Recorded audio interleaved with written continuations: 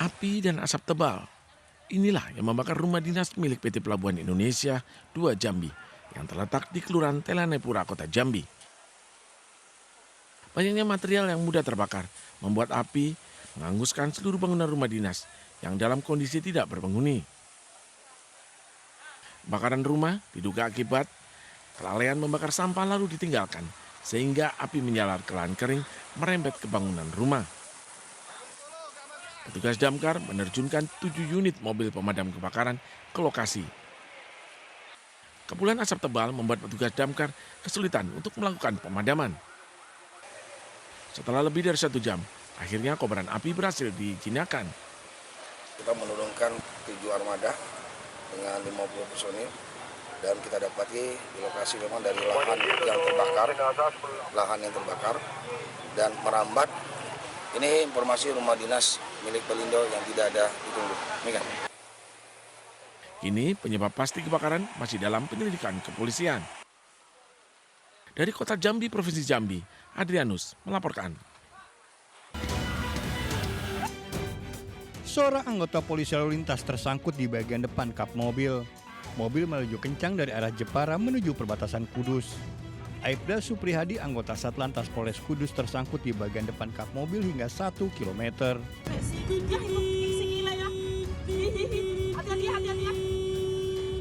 Aksi pengemudi yang ugal-ugalan asal Jepara ini terhenti setelah dihadang oleh warga.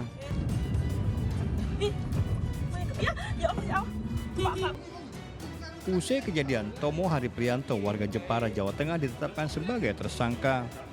Hasil pemeriksaan awal, tersangka membawa mobil tanpa surat-surat alias mobil bodong. Kejadian ini membuat anggota Polantas terluka. Awalnya saya di depan, pas di depan gini Pak, di depan mobil. Mobil itu langsung melaju, saya langsung otomatis nggak bisa menghindar. Berhenti Pak, langsung melaju terus, saya terjatuh. Dapat perkembangan mobil itu. Mobil belok ke kiri, nggak ngerem, nggak apa, langsung saya terlempar ke kanan. Peristiwa berawal saat tersangka Tomo Hariprianto, warga Jepara, Jawa Tengah, melintas di depan Terminal Jati Wetan Kudus. Polisi melakukan razia karena mobil yang dikemudikan tersangka menggunakan plat nomor yang tidak standar. Mobil sempat berhenti namun tiba-tiba tancap gas hingga membawa Aibda Suprihadi ke bagian depan kap mobil. Saat kejadian, tersangka sedang bersama temannya dan akan mengantar dagangan pisang yang dipesan oleh pembeli di sekitar Terminal Kudus. Panik dan takut banget Pak. Panik dan takut banget. Panik dan takut. Kenapa? Karena mobil saya tidak dilengkapi dengan surat-surat yang lengkap. Kamu tahu itu salah kan? Iya Pak. Kenapa kamu masih beli barang yang gituan? Mampunya buat beli itu Pak. Ya kan sebenarnya kalau cuma untuk membawa pisang saja, itu kan ada mobil pickup itu bisa lebih murah dan terjangkau harganya itu. Kenapa harus beli mobil itu? Itu punya sebelum punya peluang usaha pisang Pak. Usai peristiwa tersebut, Tomo Hariprianto terancam 2 tahun 8 bulan penjara. Nah, di sini dari hasil interogasi, dari hasil pendalaman kami, sehingga kami sepakat mengatakan bahwa ini memang sengaja dilakukan oleh pelaku untuk menghindar, sehingga dia menggunakan mobil yang dia bawa tadi itu untuk melukai anggota kami, termasuk masyarakat yang pada saat itu melintas yang dilalui oleh si pelaku. Pada kasus ini sejumlah barang bukti disita termasuk mobil yang digunakan oleh tersangka. Dari Kudus, Jawa Tengah, Nur Khairuddin melaporkan.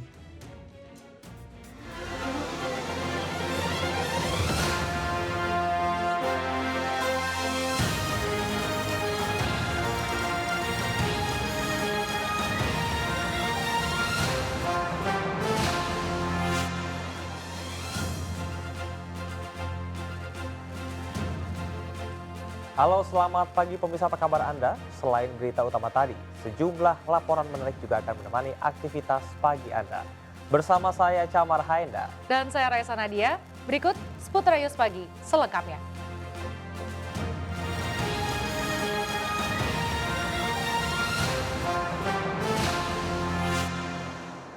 Pemirsa, sejumlah atlet Indonesia yang tampil di Olimpiade 2024 tiba di tanah air melalui Bandara Internasional Soekarno-Hatta, Tangerang, Banten. Salah satunya atlet menembak Indonesia yaitu Fatur Gustavian yang turun di 2 nomor yakni di air rifle dan 50 meter 3 posisi di Olimpiade menduduki posisi 15 dan 43 sehingga perjuangannya belum bisa membuatnya lolos ke babak selanjutnya.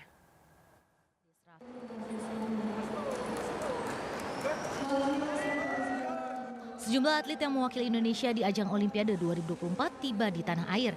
Di antaranya atlet menembak Fatur Gustavian dan 4 pebulu tangkis Indonesia Apriani Rahayu, Siti Fadia Silva Ramadanti, Pita Mentari, dan Rinov Rivaldi yang gugur di fase grup.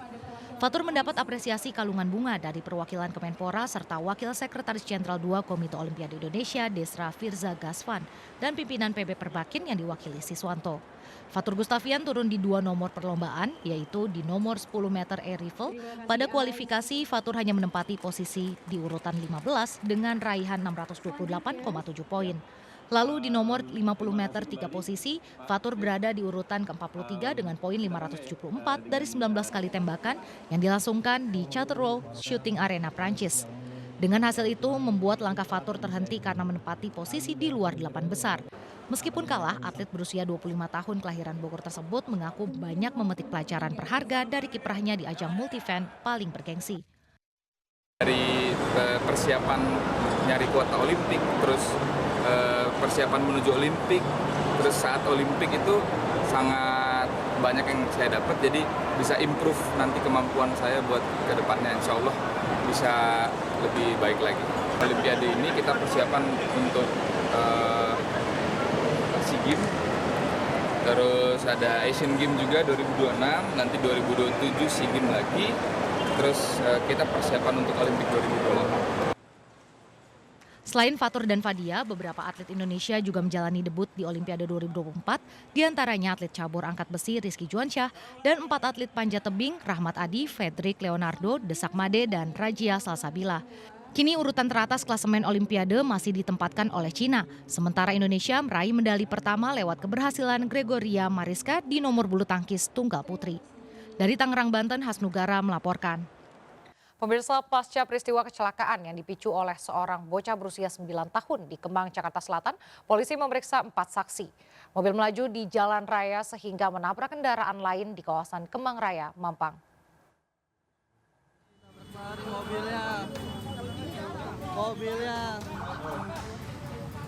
Aksi membahayakan seorang bocah berusia 9 tahun saat membawa kabur sebuah mobil yang dipanaskan pemiliknya menghebohkan warga dan pengendara di sekitar Kemang, Jakarta Selatan. Sebuah mobil yang dikendarai seorang bocah laki-laki dihentikan warga dan pengendara. Diketahui, bocah laki-laki ini membawa kabur mobil dari kawasan Bangka hingga Kemang, Jakarta Selatan dan sempat menabrak beberapa kendaraan baik roda 2 maupun roda 4. Mobil terhenti setelah menabrak pembatas jalan. Sisi yang mobil ini, mungkin dikiranya yang jaga mobil ini enggak nih. Nah dikiranya maling, teriak-teriak maling sampai security juga ngejar juga posisinya cukup jauh dari ujung hampir 1 kilo ke sini. Ini yang bawa mobil siapa, Bang? Bocah kelas 1 SD, Bang. Umur berapa tuh? 10 tahunan lah kurang. 6 tahun, 7 tahun ya? 10 tahun.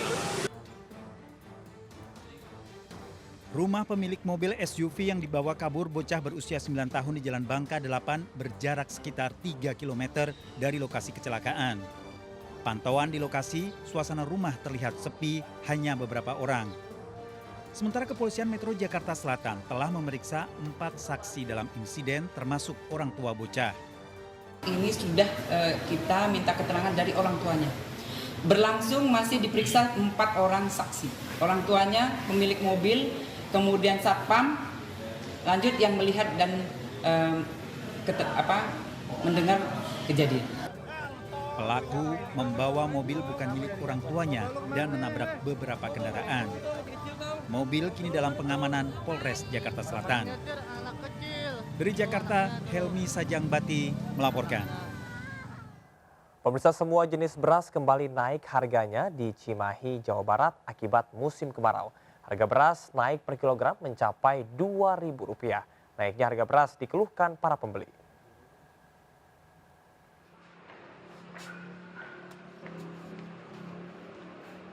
Harga beras di pasaran melonjak. Di pasar atas kota Cimahi, semua jenis beras baik medium maupun premium mengalami kenaikan. Mahalnya harga beras akibat musim kemarau dan petani gagal panen di sejumlah daerah menyebabkan berkurangnya pasokan beras. Kenaikan harga beras merangkak sejak 2 pekan lalu karena pasokan pun berkurang. Sekarang ramainya terendahnya 13.000, premium 15-16.000. Udah pasti atuh, udah pasti. Kayaknya tidak jauh dari pengalaman tahun kemarin. Sampai 18.000 itu pasti. Malah sekarang kan HIT Bulog juga di pemerintah naik kan Rp1.000. Kilo aja paling betul Pak. Asalnya berapa kalau beli? Biasanya paling 5 kilo lah gitu. Mas dengan kondisi ini berat nggak Mas? Ya, dibilang berat begitu gitu ya. Harapan ke pemerintah sekarang kan harga-harga semakin naik kan. Saya buat jualan lagi kan. Sekarang mahal pada mahal gitu. Bukan hanya beras aja yang naik. Hingga saat ini pemerintah belum menggelar operasi pasar. Dari Cimahi, Jawa Barat, Yuwono Wahyu melaporkan. Di tengah naiknya harga kebutuhan pokok, ratusan warga yang didominasi ibu-ibu mendapat beragam sayur dan palawija gratis dari anggota kepolisian di Gresik, Jawa Timur. Di pasar tradisional Kebumen, Jawa Tengah, harga cabai rawit merah tembus Rp70.000 per kilogramnya.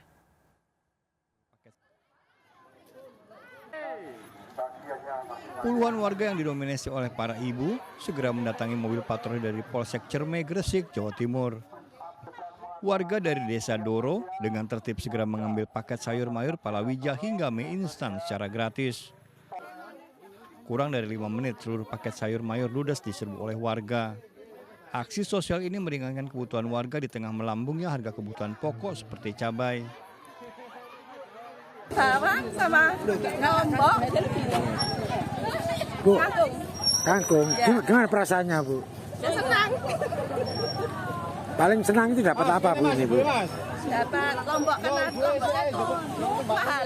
Mahal. Jadi sangat membantu ya Bu ya? Ya, membantu. Melihat fenomena bahwa adanya kenaikan harga sembako khususnya cabai, yang mana kita dapat informasi dari rekan-rekannya di lapangan, banyak masyarakat yang mengeluhkan mahalnya harga cabai, sehingga kita berinisiatif untuk membantu. Harga cabai rawit merah di pasar tradisional Kebumen, Jawa Tengah melambung. Kenaikan yang mencapai 2 kali lipat dari harga normal akibat berkurangnya pasokan dari petani. Paling mahal rawit merah maksudnya. Rawit hijau sedikit ya lumayan naik sih, tapi nggak kayak rawit merahnya. Berapa Bu? Ya kan naikannya ya dari kemarin 2 minggu sebelumnya ya sekitar 40%. Sekarang berapa? Yang kemarin sekitar 40-30 ke atas, sekarang udah mencapai harga eceran 70. Kenaikan harga cabai kerap dikeluhkan pembeli khususnya bagi pelaku usaha makanan. Dari Kebumen dan Gresik melaporkan. Pemirsa, harga tepung tapioka untuk produk kerupuk Samiler di Jombang, Jawa Timur terus melonjak. Harga tepung tapioka naik lebih dari 50%, seharga Rp250.000.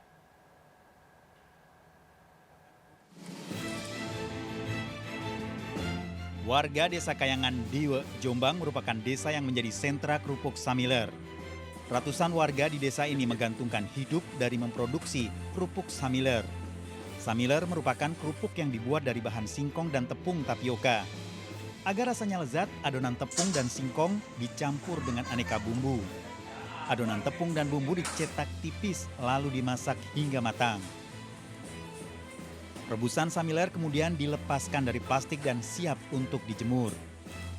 Produsen kerupuk Samiler mengaku sangat terpukul dengan naik turunnya harga tepung tapioka, di mana sebelumnya harga Rp150.000 satu karung, kini melonjak lebih dari 50%. Terus dampak dari kenaikan harga tepung itu seperti apa Bu yang dirasakan?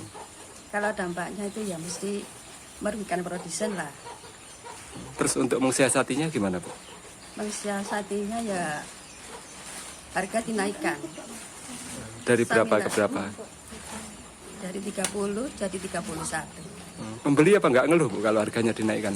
Ya pertama-tama ya mengeluh, tapi lama-kelamaan kan sudah harganya segitu ya. Jadi beli. Tepung tapioka meningkat, harga kerupuk Samiler naik dari Rp30.000 menjadi Rp31.000.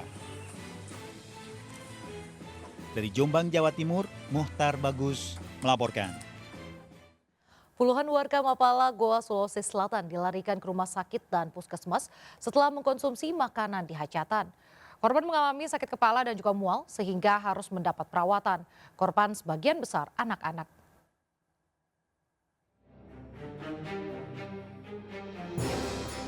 Warga Mapala Goa dilarikan ke rumah sakit umum daerah Syekh Yusuf karena mengalami muntah dan mual. Selain di rumah sakit, warga juga mendapat perawatan di Puskesmas Palanga. Sebelumnya, warga menikmati hidangan di hajatan rumah warga di Pangka Binanga. Sebagian besar warga yang keracunan adalah anak-anak. Para korban mengalami sakit perut, mual, usai menikmati ayam dan acar di pesta hajatan. Ayam sursir, kesana perut, kesana acar. Di mana itu kita makan? Di pesta itu. Nanti setelah kita makan, ada mie kelainan kita rasa. Tidak di acar, ada Setelah itu dilarikan ke rumah sakit. Jumlah keracunan 24 orang dan sementara dirawat di rumah sakit Syekh Yusuf Kalantala ini 13 orang. Sebagian ada dirawat di Puskesmas Palangga dan sebagian ada di... Polisi masih melakukan penyelidikan dari sisa makanan di hajatan. Dari Goa, Sulawesi Selatan, Bukma melaporkan. Pemerintah ikut berupaya mengatur soal jajanan anak di sekolah. Dalam pasal 202 disebutkan pemerintah daerah wajib mengatur dan membina pedagang makanan di sekitar sekolah dan tempat kerja untuk menekan resiko penyakit. Dan inilah Presiden Joko Widodo menaikkan peraturan pemerintah nomor 28 tahun 2024 tentang peraturan pelaksanaan Undang-Undang nomor 17 2023 tentang kesehatan. Dalam turunan PP Undang-Undang Kesehatan disebutkan, pemerintah daerah wajib mengatur, membina pedagang makanan dan minuman yang berjualan di sekitar sekolah dan tempat kerja. Menanggapi hal ini, pengurus Harian Yayasan Lembaga Konsumen Indonesia, Sri Wayuni, mengatakan informasi labelisasi pembatasan batas maksimum kandungan gula diperlukan supaya masyarakat dapat mengawasi dan mengadukan. Karena banyak anak-anak yang terkena diabetes. Diabetes ya memang disebabkan oleh obesitas dan itu memang harus dilihat lagi berapa konsumsi gula minuman berpenas dalam kemasan yang dikonsumsi oleh anak-anak tersebut gitu loh. Nah itu juga menjadi tanggung jawab semua, tidak hanya keluarga, tidak hanya sekolah, tapi pemerintah juga. Agar tidak seperti kasus yang terjadi beberapa hari yang lalu di Palembang, puluhan anak-anak keracunan jajanan di sekolah, permen semprot beraneka rasa, sehingga harus dilarikan ke rumah sakit. Diharapkan melalui PP 28 tahun 2004, batas maksimum kandungan gula, garam, dan lemak dalam pangan olahan dapat diikuti oleh pelaku usaha dengan melabelisasi kandungan dalam setiap kemasan produknya untuk menghindari hal-hal yang tidak diinginkan. Dari Jakarta, Widya Bajati, Surya Lisantoso melaporkan. Terima kasih masih bersama Seputar Ajus Pagi. Pemirsa, memasuki musim kemarau, sejumlah daerah mengalami krisis air bersih. Namun bagi petani garam di Aceh menjadi berkah tersendiri karena produksi meningkat hingga 2 kali lipat.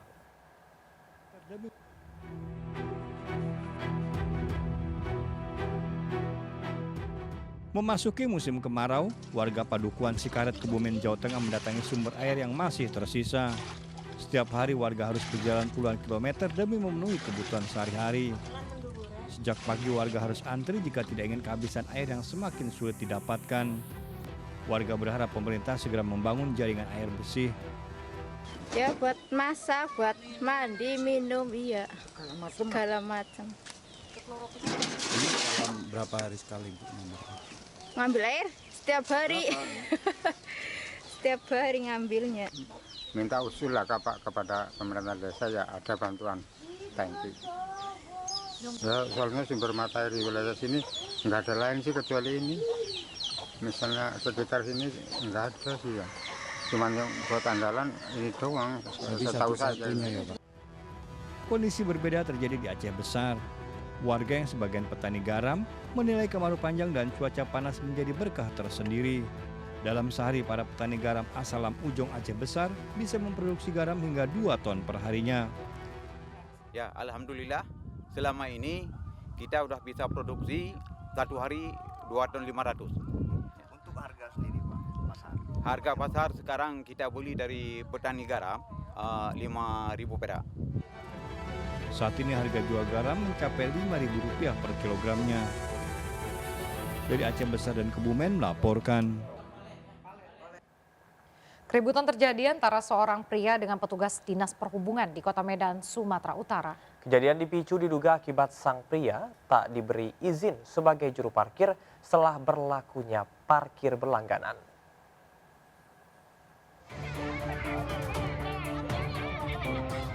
Keributan antara seorang pria dengan petugas dari Dinas Perhubungan terjadi di Jalan Jawa, Kota Medan, Sumatera Utara. Meski lokasi kejadian hanya berjarak sekitar 100 meter dari Polsek Medan Timur, namun keributan dilerai oleh warga dan petugas Satpol PP. Keributan dipicu penolakan para juru parkir yang berada di Jalan Jawa, Kota Medan terhadap aturan parkir berlangganan. Sejumlah petugas parkir yang kebanyakan warga setempat menolak bergabung dengan Dinas Perhubungan. Kita semua tahu ya bahwa yang namanya jalan ini milik negara, yang pengelolaannya sepenuhnya diserahkan kepada pemerintah. Jadi ini tidak ada lahan si A, lahan si B, ini lahannya pemerintah. Dan hari ini pemerintah sudah mengeluarkan kebijakan bahwa untuk parkir on street, ya panggil pinggir jalan, kebijakannya parkir berlangganan. Jadi kalau masih ada oknum yang demikian, secara otomatis itu merupakan pelanggaran, pasti kita tindak. Usai kejadian, pelaku mendekam di Polsek Medan Timur. Dari Medan, Sumatera Utara, Ahmad Ridwan Nasution melaporkan. Pemirsa, Wakil Presiden terpilih Gibran Rakabuming Raka kembali meninjau uji coba program makan siang bergizi gratis. Ya, kali ini makan gratis dilakukan di SD Negeri 4 Tangerang, Banten. Harga tiap paket menu Rp15.000 pas.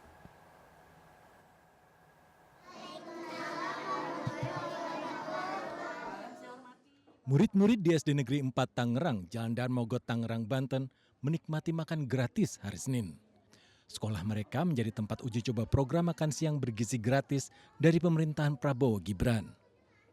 Wakil Presiden terpilih Gibran Rakabuming Raka meninjau langsung pelaksanaan uji coba. Seluruh murid mulai dari kelas 1 hingga kelas 6 mendapatkan makan gratis yang sama. Menunya nasi dengan lauk sayuran, telur dadar, ditambah buah juga minuman susu kotak. Gibran mengatakan menu makan siang bergizi gratis mengikuti anjuran ahli gizi serta masukan dari para orang tua. Hari ini di Tangerang, SD SMP, ini sesuai masukan dari para ahli gizi, susu dan makan siangnya diberikan jeda. Kalau kemarin kan dibarengkan, nah ini atas usulan, masukan dari orang tua, ahli gizi, susunya diberikan di jam istirahat pertama ya Pak ya. Jadi ada jeda antara susu dan makan siang. Lalu kemarin juga banyak sekali masukan dari para pemerhati lingkungan terkait packaging. Nah ini packagingnya mereka pakai apa? Bawa kayak pekel gitu ya. Jadi nanti bisa dicuci, besok dibawa lagi. Jadi tidak ada plastik. Makan bergizi gratis di Kota Tangerang digelar mulai tanggal 5 hingga 9 Agustus. Program ini dilakukan di 36 sekolah secara bergantian. Dari Tangerang, Banten, Ayanufus, Leman, iNews melaporkan. Pemirsa, Menteri Keuangan Sri Mulyani Indrawati memastikan program makanan bergizi gratis dari Presiden terpilih Prabowo Subianto masuk dalam anggaran pemerintah tahun depan. Menurut Menkyu, Presiden Jokowi meminta APBN 2025 dapat menampung program-program prioritas yang sudah disampaikan Presiden terpilih. Untuk program makan bergizi gratis akan dialokasikan sebesar Rp71 triliun dari APBN. dari yang sudah dibahas dengan DPR, namun karena ini adalah menampung sesuai dengan arahan Bapak Presiden saat ini, yaitu Presiden Jokowi, bahwa APBN 2025 menampung program-program prioritas yang sudah disampaikan oleh pemerintahan Presiden terpilih. Jadi kami mulai menghitung untuk program-program yang sering disebut seperti makanan bergizi gratis, kemudian juga beberapa program inisiatif baru yang sekarang ini sedang difinalkan dengan tim dari Presiden terpilih. Ini rincian anggarannya berapa Bu, proporsinya berapa gitu. Terima kasih. Sampai saat ini yang kita sudah mendapatkan arahan dari Presiden saat ini dan Presiden terpilih adalah total anggarannya 71 triliun. Mengenai detailnya nanti adalah Bapak Presiden terpilih terus melakukan persiapan dengan timnya untuk pelaksanaannya, ya. Pemirsa, peta pertarungan Pilkada Jakarta kian jelas. Ridwan Kamil jagoan yang disimpan Golkar dipastikan akan maju dalam bursa calon gubernur Jakarta. Kepastian itu diungkapkan Partai Gerindra yang anehnya belum diamini oleh Partai Golkar, kendaraan politik Ridwan Kamil.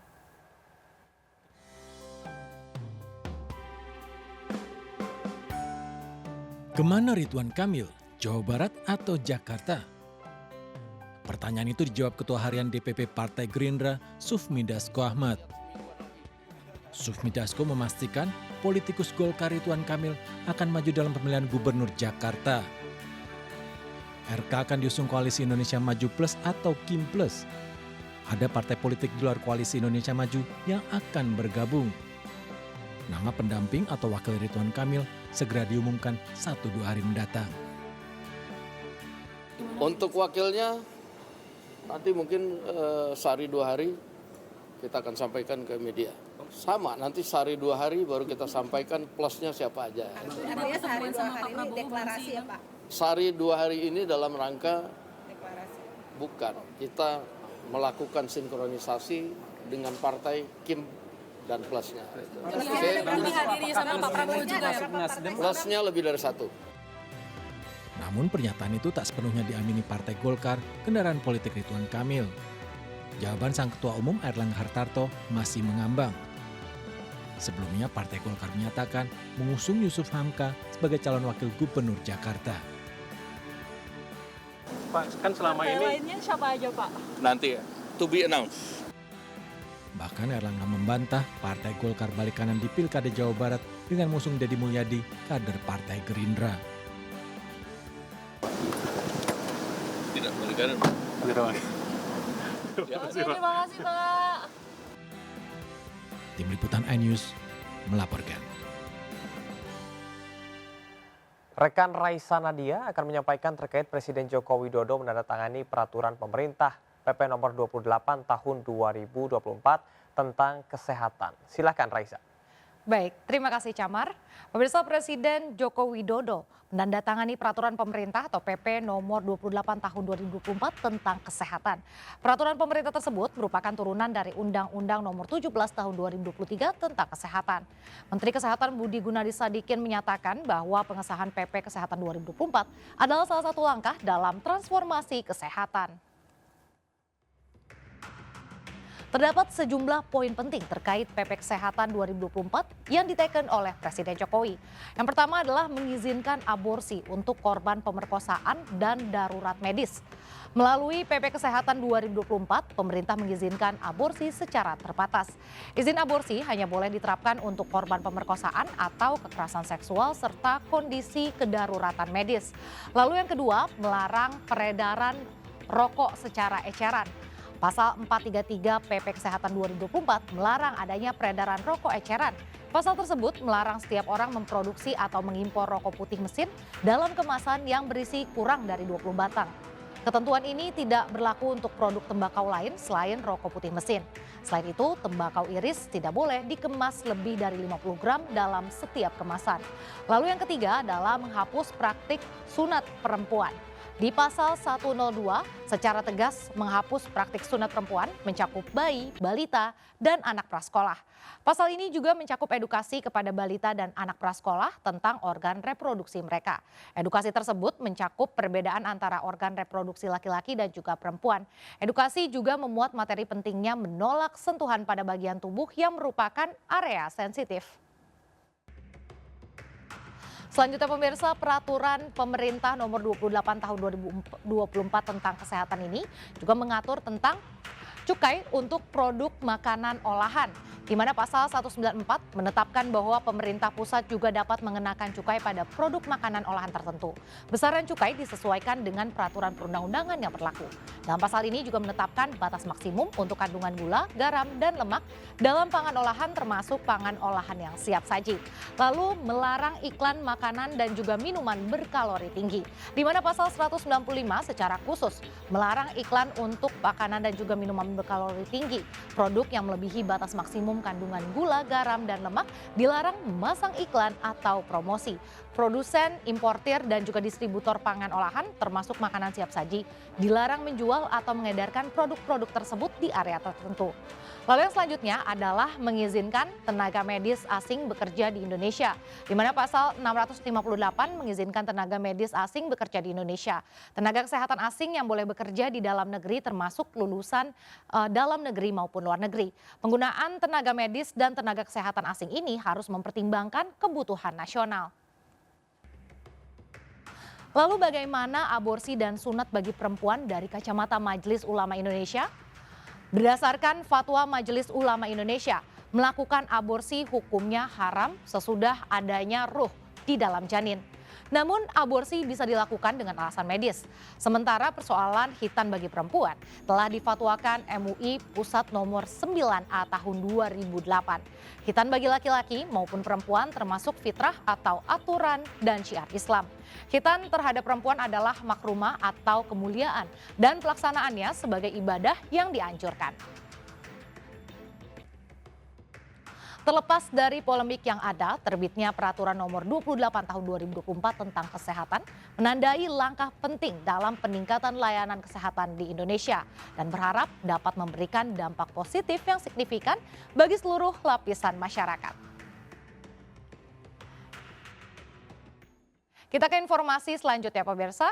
Hari ulang tahun ke-79 RI di IKN, KRI Banda Aceh angkut ratusan pasukan TNI Polri beserta sejumlah kendaraan dari Jakarta ke Balikpapan. Di IKN, para pasukan akan melakukan berbagai persiapan pengamanan jelang upacara Hari Kemerdekaan.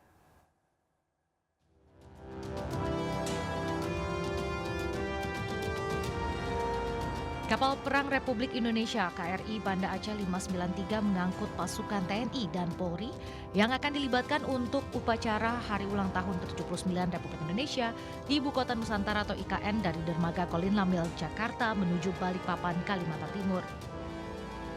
Kapal yang mengangkut total 171 prajurit TNI dan 100 taruna dari Akademi TNI dan Akademi Polri dijadwalkan tiba di Balikpapan pada Kamis 8 Agustus 2024. Tahapan embarkasi pasukan dan sejumlah kendaraan yang akan dibawa ke IKN telah berlangsung sejak Minggu malam. Dalam rombongan keberangkatan pasukan, beberapa pasukan berasal dari Satuan Musik 3 Matra, yaitu Satuan Musik atau Satsik TNI Angkatan Darat 25 orang, Satsik TNI Angkatan Udara 6 orang, dan Satsik TNI Angkatan Laut beserta prajurit dari Korps Marinir TNI Angkatan Laut 99 orang. Kemudian ada juga dari pasukan pengamanan Presiden atau Paspampres 36 orang, prajurit yang berdinas di Sekretariat Presiden 4 orang, dan dari Komando Gabungan Wilayah Pertahanan 2 1 orang. Sementara dari rombongan taruna rinciannya Taruna Akademi Militer 25 orang, Taruna Akademi Angkatan Laut 25 orang, Taruna Akademi Angkatan Udara 25 orang, dan juga Taruna Akademi Kepolisian 25 orang. KRI Banda Aceh juga memberangkatkan sejumlah kendaraan dari 3 Matra dan Polri. Kendaraan-kendaraan yang jumlahnya 30 lebih terdiri dari bus dan truk, kemudian mobil dinas tipe SUV dan juga sepeda motor. Seputar iNews pagi masih menemani Anda pemirsa, kecelakaan maut yang menewaskan seorang ibu oleh mahasiswa yang berkendara dalam pengaruh narkoba di Pekanbaru Riau masih menjadi perhatian. Curhatan anak kandung korban pun viral di media sosial.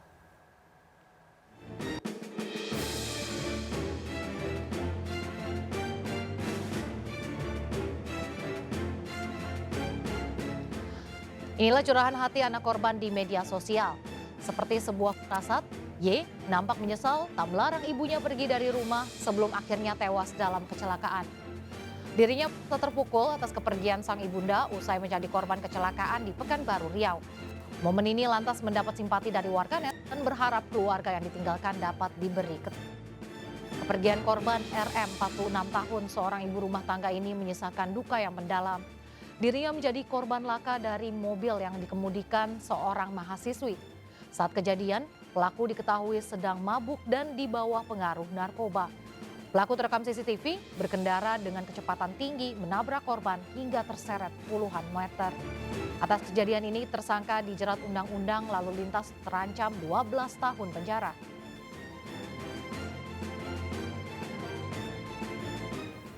Kejaksaan Negeri Surabaya resmi melakukan upaya hukum kasasi atas vonis bebas terdakwa kasus penganiayaan dan pembunuhan Gregorius Ronald Tanur. Sementara itu, anggota DPR RI fraksi PDIP Rieke Diah Pitaloka mendatangi kantor Kejaksaan Tinggi Jawa Timur untuk mengawal kasus vonis bebas terdakwa.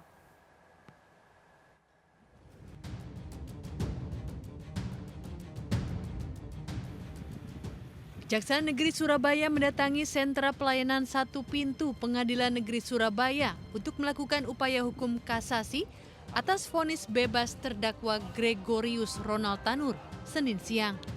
Pendaftaran kasasi ini dilakukan 12 hari setelah putusan bebas terdakwa oleh Majelis Hakim Pengadilan Negeri Surabaya yang diketuai Erintua Damanik. Kasasi ini sudah kami layangkan dan sudah diterima oleh Kepanitiaan Pengadilan Negeri Surabaya. Untuk selanjutnya, maka langkah-langkah kami adalah untuk melakukan atau menyusun memori kasasi. Dan tentunya nanti memori kasasi ini kami lakukan gelar dulu, yaitu ekspos secara berjenjang dari Kepala Kejaksaan Negeri Surabaya dengan tim jaksa penuntut umumnya. Tentunya nanti akan langsung menggelar atau ekspos ini ke Kejaksaan Tinggi Jawa Timur. Nah, untuk materi atau headline yang akan kami masukkan ke dalam materi-materi yang dalam memori kasasi itu nantinya akan mendapatkan masukan dari pimpinan kami, dan itu akan kami formulasikan dan kami susun untuk selanjutnya akan kami kirimkan ke Pengadilan Negeri Surabaya untuk dilanjutkan atau diteruskan ke Mahkamah Agung. Diharapkan dengan adanya upaya hukum ini bisa mengevaluasi dan melakukan koreksi terhadap putusan hakim agar bisa memberikan keadilan seadil-adilnya kepada korban. Di sisi lain, anggota DPR RI fraksi PDIP Rieke Diah Pitaloka mendatangi kantor Kejaksaan Tinggi Jawa Timur. Bersama timnya Aliansi Justice for Dini Sera meminta dukungan berkas-berkas putusan persidangan guna mempelajari kasus pembunuhan dan penganiayaan Dini Sera Afrianti dengan terdakwa Gregorius Ronald Tanur dalam ranah keterbukaan informasi publik. Putusan bebas Gregorius Ronald Tanur dinilai perlu dikawal bersama hingga proses kasasi selesai dan benar-benar ingkrah. Kita tidak ingin bahwa suatu kasus yang terindikasi kuat adanya suatu kejahatan yang luar biasa kemudian bisa bebas murni begitu dengan mengabaikan fakta persidangan, bukti indikasi diabaikannya fakta dan bukti persidangan, dan juga hampir keseluruhan tuntutan jaksa penuntut umum tuh nggak dihitung sama sekali. Ini mungkin baru pertama kali nggak Pak sih kasus seperti ini Pak? Pertama kali Surabaya. Pertama kali ada yang bisa vonis bebas. Pengawalan kasus ini dinilai sebagai bentuk perlawanan terhadap ketidakadilan dalam penegakan hukum. Dari Surabaya, Jawa Timur, Nur Syafei dan Hari Tambayong melaporkan. Pemirsa, berawal dari modal membeli benur seharga puluhan ribu rupiah, seorang pemuda berhasil membudidayakan udang galah tawar hingga memiliki 10 kolam tambak. Kini Akbar bahkan telah memiliki 700 mitra di seluruh Indonesia. Dan berikut informasi selengkapnya pemirsa.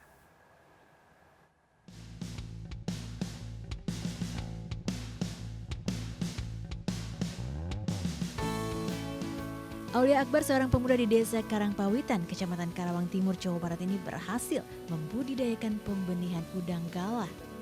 Menariknya, pembudidayaan udang galah milik Akbar dikembangbiakan menggunakan air tawar.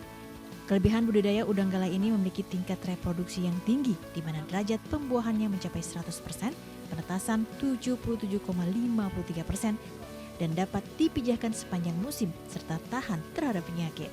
Meski demikian, budidaya udang galah di sini masih terbilang sedikit, yang membuat Akbar kewalahan mencukupi permintaan, terlebih permintaan udang galah ukuran konsumsi. Tak tanggung-tanggung, meski baru 7 tahun mengembangbiakan budidaya udang galah, Akbar kini telah memiliki 10 kolam tambak udang galah dengan mitra mencapai lebih dari 700 orang di seluruh Indonesia. Akbar mengaku udang galah air tawar ini mempunyai potensi pasar yang besar, mengingat pertumbuhan permintaan dari berbagai daerah terus meningkat. Kalau dilihat ini sangat berpotensi banget sih untuk budidaya lobster air tawar ini, karena yang pertama ini khasiatnya ya rendah kolesterol. Nah itulah yang diunggulkan lah dari potensi lobster air tawar inilah gitu. Dan harganya pastinya lebih ekonomis dibandingkan lobster air laut. Kalau ternaknya itu tergantung pokoknya dari bibit itu dari 4 bulan sampai 1 tahun lah kurang lebih. Panennya 4 sampai 1 tahun. Iya. Gitu. Rencananya untuk kalau tidak pembesaran mungkin nanti untuk bibit, gitu. Kalau tidak untuk konsumsi. Kita lihat nanti kalau konsumsi kan biasa agak lama, jadi mungkin bibit aja dulu, baru nanti kalau memang sudah memungkinkan kita untuk konsumsi. Awalnya Akbar hanya membeli benur dengan ukuran sekitar 2-10 cm seharga puluhan ribu rupiah untuk dibudidayakan di kolam yang bisa menampung sebanyak 20.000 benur udang galah. Dengan kegigihannya, Akbar kini bisa berhasil meraup omset jutaan rupiah dari penjualan budidaya udang galah. Nah, udang galah yang layak konsumsi bisa dijual seharga Rp100.000 per kilogram atau sekitar 20 ekor. Dari Karawang, Jawa Barat, Rudi Setiawan, iNews melaporkan. Kabupaten Purworejo di Jawa Tengah dikelilingi oleh pegunungan dan pantai yang memiliki pemandangan alam yang indah. Sambil menikmati kopi di tengah hutan pinus menjadi salah satu cara menikmati keindahan kota di pesisir selatan Jawa.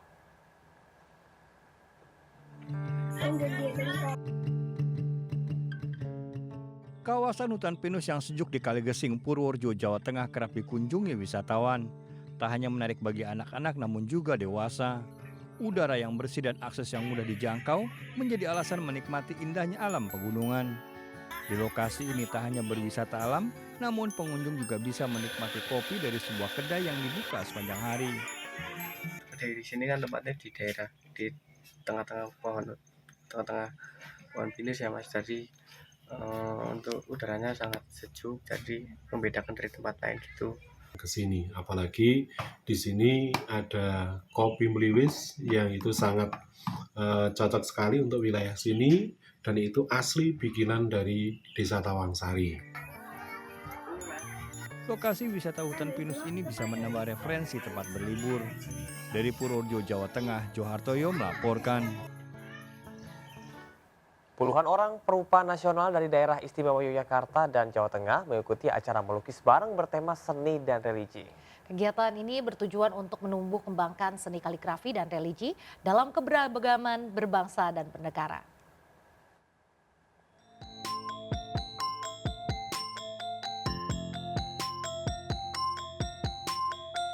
Sebanyak 75 orang perupa nasional lintas agama dan lintas usia dari Jawa Tengah dan daerah istimewa Yogyakarta mengikuti acara melukis bareng on the spot yang digelar oleh pesantren seni kaligrafi Al-Quran PSKQ Cabang 4 Yogyakarta di Dusun Pedes, Argomulyo, Sedayu, Bantul. Kegiatan ini merupakan ajang untuk menyambung silaturahmi dan kebersamaan dari para perupa. Selain itu, kegiatan ini juga bertujuan untuk menumbuhkan rasa cinta kasih kepada siapapun sebagai sesama manusia. Dengan kegiatan melukis bareng seni kaligrafi dan seni religi ini, diharapkan bisa menumbuhkan dan melestarikan seni kaligrafi dan juga seni religi dalam konteks kebinekaan berbangsa dan bernegara. Melukis bareng ini mengajak para perupa untuk mengungkapkan semangat religius dalam media kanvas. Tidak hanya dalam bentuk kaligrafi, namun juga dalam simbol agama. Tidak hanya perupa lintas agama saja, namun kegiatan ini juga diikuti perupa berkebutuhan khusus dan disabilitas. Kami upayakan untuk yang pertama menyambung tali silaturahim dan kebersamaan. Kemudian yang kedua adalah menumbuhkan rasa cinta kasih kepada siapapun di luar batas kemampuan mereka sebagai manusia. Dalam arti bahwa teman-teman di OTS ini banyak yang ikut itu dari berbagai lintas agama. Ada juga dari teman-teman dari Nasrani, ada dari Hindu, ada juga teman-teman yang mohon maaf, tunawicara, kemudian disabilitas, dan lainnya juga banyak yang ikut. Seorang perupa cilik asal kota Solo yang masih duduk di bangku kelas 5 sekolah dasar mengungkapkan keinginannya untuk beribadah haji di Mekah lewat lukisannya yang menggambarkan suasana orang sedang beribadah haji. Ini Mekah karena saya ingin pergi ke Mekah bersama keluarga saya. Ini menjadikan motivasi untuk syiar Islam, bagus untuk kedepannya. Lukisan karya para perupa dalam kegiatan melukis bareng ini akan dipamerkan dan juga dijual kepada masyarakat umum dan sebagian hasilnya akan diberikan kepada para perupa. Para perupa berharap agar kegiatan semacam ini bisa digelar kembali di waktu yang akan datang. Dari Bantul, Yogyakarta, Trisna Purwoko melaporkan. Pemirsa, MNC Group kembali menghadirkan konser bergengsi Lido Music and Arts Center LMAC Super Hits Fest 2024 di kawasan ekonomi khusus MNC Lido City, Kabupaten Bogor, Jawa Barat. Konser spektakuler ini dimeriahkan oleh sejumlah musisi ternama tanah air yang turut dihadiri ribuan penonton dari berbagai penjuru.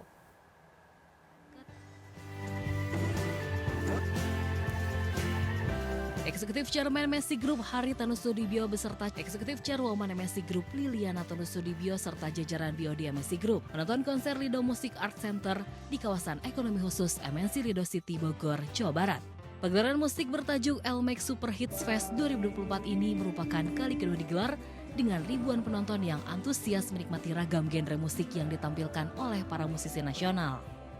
Ini adalah memberikan kesempatan pada artis-artis lokal kita, nasional kita. Tujuannya adalah bagaimana kita flashback. Kita sing along, kita feel happy, kita dancing, ya, merasakan inilah lagu-lagu dan performer-performer yang kita tahu dan kita kenal dan sampai saat ini masih sangat populer.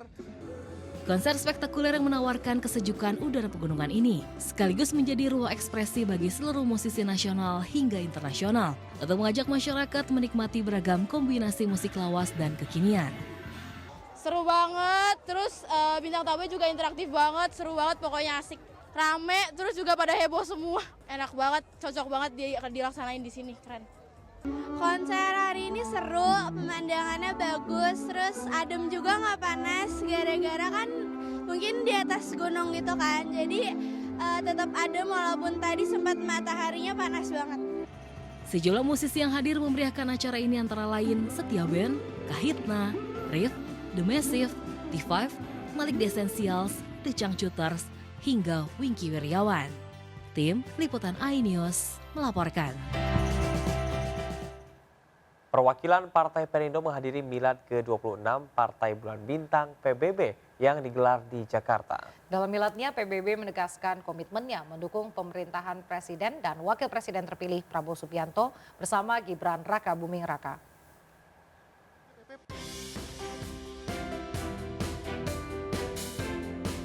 Partai Bulan Bintang PBB menggelar acara milad ke-26 di Jakarta. Jumlah tokoh partai politik terlihat hadir dalam acara ini, termasuk dari Partai Perindo. Waketum DPP Partai Perindo Ferry Kurnia Rizkiansyah dan Ketua DPP Partai Perindo Bidang Hukum dan HAM Tama S. Langkun turut hadir memberi dukungan pada acara milad ke-26 tahun PBB ini. Di usianya yang ke-26 tahun, PBB menegaskan komitmennya yang konsisten membantu pemerintahan baik dalam perbaikan sistem hukum, sistem tata negara maupun membangun sistem demokrasi lebih sehat.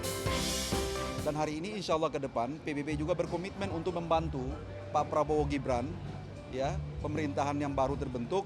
Insya Allah PBB akan selalu memberikan dukungan baik secara politik, secara teknokratis dengan pikiran-pikiran dan pandangan-pandangan yang kira-kira bisa dijadikan sebagai kebijakan pemerintah dan negara selanjutnya.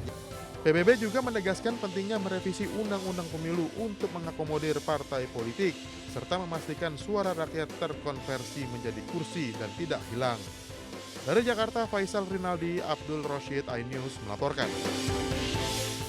Konser LMAC Super Hits Fest 2024 di Lido Music and Art Center ke MNC Lido City, Kabupaten Bogor, Jawa Barat yang dihadiri ribuan penonton sukses digelar. Suksesnya konser ini tidak terlepas dari peran MNC Live yang memberikan perlindungan berupa asuransi jaminan perlindungan untuk para penonton.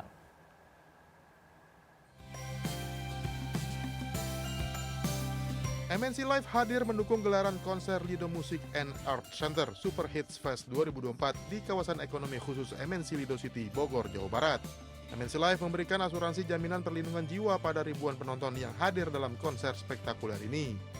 Ya, kita senang sekali ya MNC Live bisa memberikan perlindungan asuransi jiwa gratis kepada para pengunjung LMAC hari ini, sehingga mereka bisa menikmati acara dengan tenang dan nyaman. Asuransi jaminan perlindungan gratis ini disambut baik para pengunjung yang merasa aman dan nyaman saat menonton konser.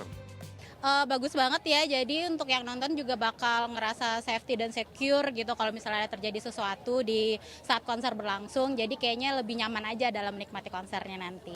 Bagus sih, soalnya kan kalau konser ini biasanya suka ada aja ya tuh yang sakit, kalau misalnya ada secure kayak gini lebih aman aja sih menurut aku. MNC Live akan terus bergerak memberikan perlindungan asuransi kepada penonton konser agar terhindar dari resiko. Dari Bogor, Jawa Barat, Wenda Nura Aristiawan, iNews melaporkan.